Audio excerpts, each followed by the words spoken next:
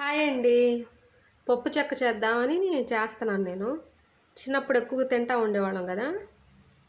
ఇవిగోండి శనక్కాయ పప్పులు first fry చేసుకుని ఆరిపోయిన తర్వాత ఇదిగో ఇలాగా ఈ విధంగా వచ్చేటట్టు ఇలా 2 భాగాలకు వచ్చేటట్టు ఇట్లా ఇట్లా పెట్టుకుని పక్కన పెట్టుకోవాలి. దీనికి ఒక అరకిలో బెల్లం పట్టింది కాబట్టి ఇదిగో దీనిలో పెట్టుకున్నాను చూడండి. ఇది పాకం చూసుకోవాలన్నమాట. ఎట్లా పడితే అట్లా రాదు. వాటర్ పెట్టుకోవాలి. ఇట్లా చూసుకోవాలి వాటర్లో.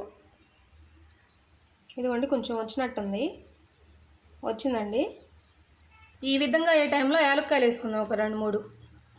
అట్లా నురుగు వస్తే బాగా గట్టిగా ఉంటుంది అన్నమాట.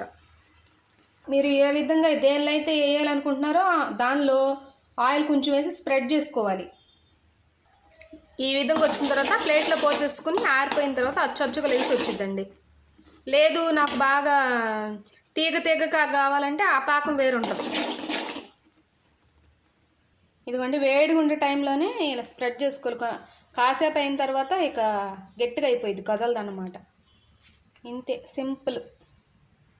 లేదు ఇలా వద్దు ఉండల్లా చేసుకోవాలన్నా చేసుకోవచ్చు. ఇప్పుడే ఈ టైంలో వేడిగా ఉన్నప్పుడే చేసుకోవచ్చు. ఈ చెయ్యలు పట్లవు కాబట్టి ఇట్లా చెక్కలు వేసుకుంటే కాసేపటికి ఎండిపోయింది, చక్క తినొచ్చు.